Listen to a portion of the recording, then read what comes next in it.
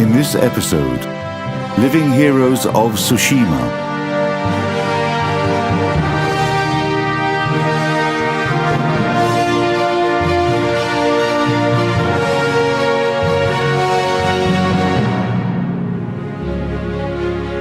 In the Japanese town Yokosuka, 62 miles away from Tokyo, battleship Mikasa is permanently anchored, and 4,000 marine miles away from her, cruiser Aurora is anchored in one of the quays of the Naval River in St. Petersburg. Although these ships belong to different types and their stories are very different, there is a common moment in their biography. Both ships participated in a major naval battle, the Battle of Tsushima, that was the culmination of the Russo-Japanese War in the beginning of the 20th century.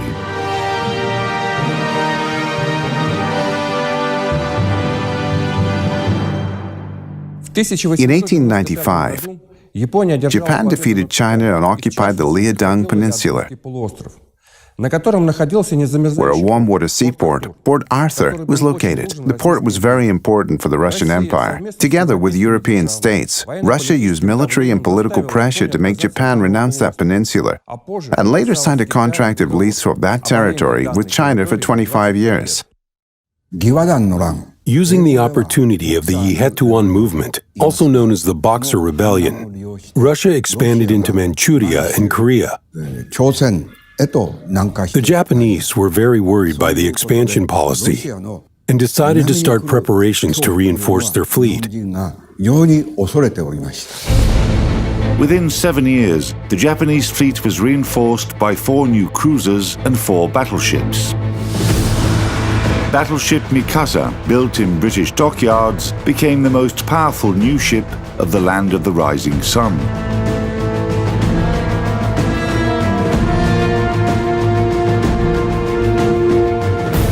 Cruiser Aurora was built in Russia during the same period. This was just a small part of a large-scale program aimed at enhancing the country's military potential at sea, the creation of the major Pacific Fleet. But they failed to fully implement the program.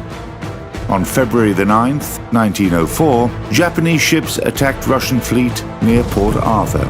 They also attacked cruiser Variag and gunboat Koryets in the Korean port Chemulpo. The Russo-Japanese War began. From the first days, this war was unfortunate for Russia. Variag and Koryets were sunk, and the Russian Pacific Squadron was blocked in Port Arthur by the Japanese fleet. After a little while, battleship Petropavlovsk tripped a mine and sank with the fleet commander, Vice Admiral Stepan Osipovich Makarov, on whom high hopes were placed on board. Later, the battle in the Yellow Sea developed, and though the Japanese suffered significant losses, they didn't let the Russian ships break through to Vladivostok. Due to all of this, the Japanese fleet dominated in the theater of war.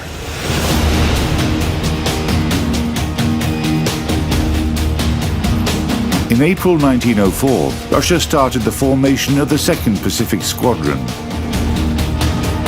For the first time in the history of the world fleets, a menacing unit of over 30 warships of different classes and age set off on a prolonged trip. From Libau, now Liepaja, to Port Arthur, round Africa, and crossing the Indian Ocean. Overall, about 20,000 miles were covered. This is almost the length of the equator. The conditions were very severe as we didn't have any naval bases. And we didn't have allies to help us throughout the voyage. During this unprecedented crossing, the Russian seamen heard about the loss of the 1st Squadron and were reinforced with ships under the command of Rear Admiral Nerbagatov. With this lineup, the 2nd Pacific Squadron entered the Korea Strait. Its commander, Vice Admiral Razhestvensky, decided to take a shortcut to break through to Vladivostok. Zinovy Petrovich Razhestvensky родился в 1848 году. Zinovy Petrovich Razhestvensky was born in 1848. He had experience commanding a number of Russian ships. He knew naval diplomacy perfectly well. He was the right person in the right place. Для того, чтобы оценить роль его, To understand his role, you need to know a lot. Много знать.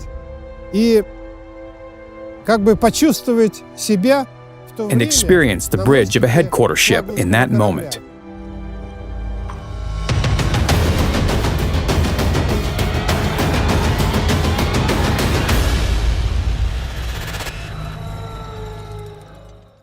The morning of May 14th, 1905 was gloomy. The Russian fleet didn't even try to hide. Razhiestvensky simply declared war. He even gave up on reconnaissance because he was sure the Japanese warships would meet them in the Korea Strait. Soon, ships from the combined fleet of the Imperial Japanese Navy appeared from the damp haze. They pursued a parallel course and were commanded by Vice Admiral Togo Hayashiro, who appointed battleship Mikasa to be the headquarter ship.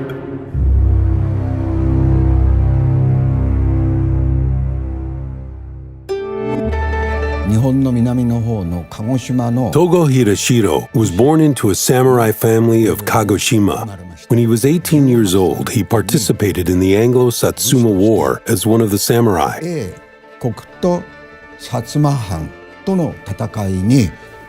Then, after the establishment of the Imperial Japanese Naval Academy, he enrolled there to study the theory of naval science. Selected from the lower samurai class, Togo quickly progressed in life and managed to attain a high rank whilst fighting several battles. He knew the real nature of war from his experience. When Admiral Togo was assigned to the commander of the combined fleet of the Imperial Japanese Navy, Emperor Meiji asked the naval minister, "Is Togo good enough for this position?"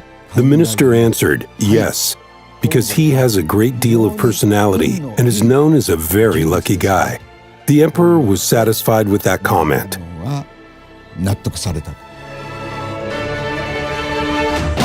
Overall composition of the participants' forces before the Battle of Tsushima. The 2nd Pacific Squadron of the Russian Empire. 8 battleships, 3 coastal battleships, 3 armored cruisers, 2 large protected cruisers, 3 small protected cruisers, 1 cruiser second class, 1 auxiliary cruiser, 9 destroyers, 7 support vessels. Japanese combined fleet. 4 battleships first class, 8 armored cruisers, 2 large protected cruisers, 10 small protected cruisers, 1 battleship second class, 3 cruisers second class, 3 torpedo cruisers Aviso, 21 destroyers, 43 torpedo boats.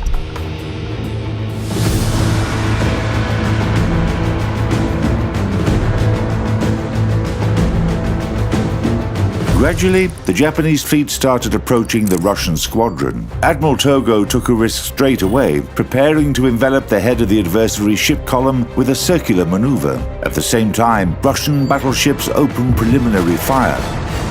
The Battle of Tsushima began at 1349.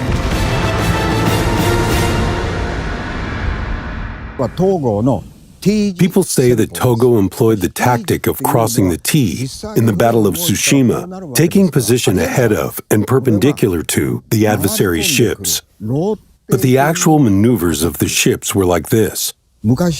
Togo's real tactics was more of a rotating attack, which was similar to the classical Kuruma Gakari formation of Uesugi Kenshin in the medieval Japan.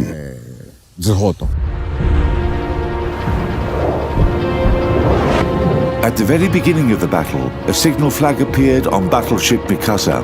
The fate of the Empire rests on the outcome of this battle. Let each man do his utmost. Moving fast, Mikasa concentrated her fire on battleship Knyaz Suvorov at the beginning of the battle. In return, several Russian ships fired at Mikasa immediately. Russian salvos were considerably precise at first. Within the first 15 minutes, Togo's battleship was hit by 19 large and medium caliber shells, including 5 12-inch rounds. But the Japanese fire was more precise, and the damage from the adversary's attacks was less significant.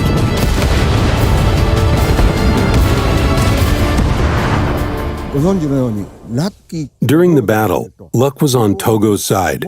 Most shells of the enemy fleet hit Mikasa amongst the Japanese ships during what became known as the Battle of Tsushima. Admiral Togo, standing on the bridge near the compass of the headquarters ship, survived. Meanwhile, Rozhestvensky was observing the battle from the conning tower of his ship. A shell flew into his compartment and exploded, badly wounding the vice admiral's head.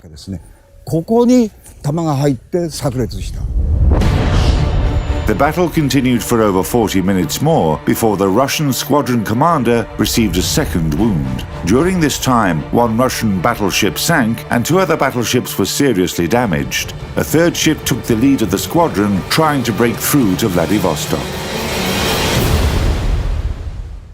Admiral Togo maneuvered to change the engaged side. His Division 1 turned en masse, taking a course away from their adversary, and thereupon turned around to open fire on the Russian ships from the left side. As a result of this maneuver, the firepower of the Japanese ships became as powerful as it was at the beginning of the battle. At the same time, battleship Borodino, heading the Russian ship's column, passed the Japanese squadron on an opposite course and approached the Russian cruisers that protected transport. Aurora was part of the cruiser division headed by Rear Admiral Legfist, who received an order to cover the squadron transport ships. Together with cruiser Oleg, they joined the battle 40 minutes after it started. When the transport ships were attacked by 8 Japanese cruisers and the old battleship Shenyuan, our ships were caught in densely aimed fire from the adversary. Hits followed one after another. The explosion from an 8-inch high-explosive shell shook the whole cruiser. 2 guns were taken out of operation, one in the battery room and the other on the upper deck. But despite all the damage, Aurora skillfully maneuvered at almost maximum speed, battled with, and managed to break through the enemy's line. They had high morale.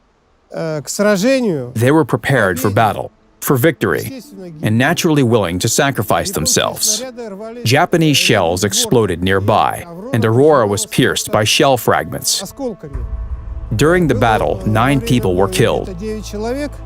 One of them was an officer, a ship commander, and dozens of people were left injured. After 3 hours of battle, the line of the Russian squadron was heavily broken. Badly wounded, Vice Admiral Rozhestvensky placed the squadron under the command of Rear Admiral Nikolai Ivanovich Nebogatov. Japanese Battle Division 1, headed by Mikasa, was moving eastward along a parallel course and was reaching the head of the Russian column again. The final battle of the day was extremely dramatic. 2 Russian battleships were sunk one after another within 20 minutes. During their rotating maneuver, the Japanese ships fired all their shells, using broadside guns and guns at the front and rear. On the other hand, the Baltic fleet hardly managed to fire their front guns. The circle attack of the Japanese fleet was so effective, the opponent had no chance to escape. The sun set, the battle was over. The remaining squadron ships continued to move towards Vladivostok. Aurora, as part of Cruiser Division, sailed to the left of the squadron's main body along a parallel course in total darkness, with its light turned off. But Admiral Togo wasn't going to let the remaining Russian ships go. If the Baltic fleet had reached the area around the Tsugaru Strait, almost half of the fleet might have been able to escape into Vladivostok. In this situation, the rest of the fleet would have conducted raiding, causing the annihilation of the Japanese army in Manchuria. That's why the Baltic fleet had to be completely destroyed.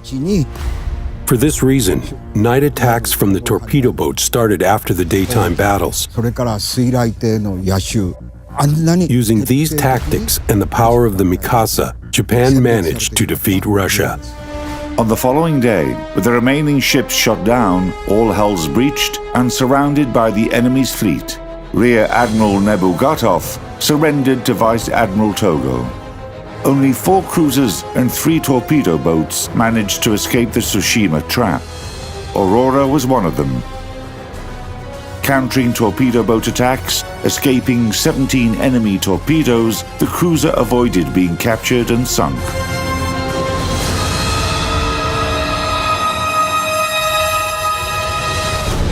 Losses for the forces after the Battle of Tsushima. The 2nd Pacific Squadron of the Russian Empire. 19 ships sank in the battle. 2 ships were blown up by their own crew. 5 ships and 2 hospital ships were captured by the adversary. Captured: 3 cruisers, 1 destroyer, 2 auxiliary vessels, broke through to Vladivostok, 1 cruiser 2nd class, Aviso, 2 destroyers. Out of 14,334 Russian seamen and officers, 5,015 were dead, 803 were injured, and 6,106 were captured. Japanese combined fleet: 3 torpedo boats sank, 699 men were killed and injured.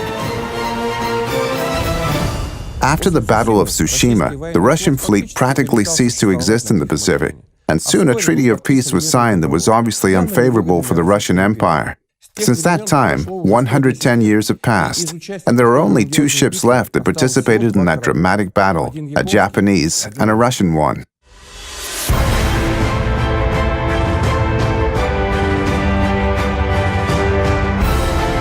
Today, Mikasa and Aurora are not just monuments. They are a history of the world shipbuilding that you can touch in the truest sense of the word.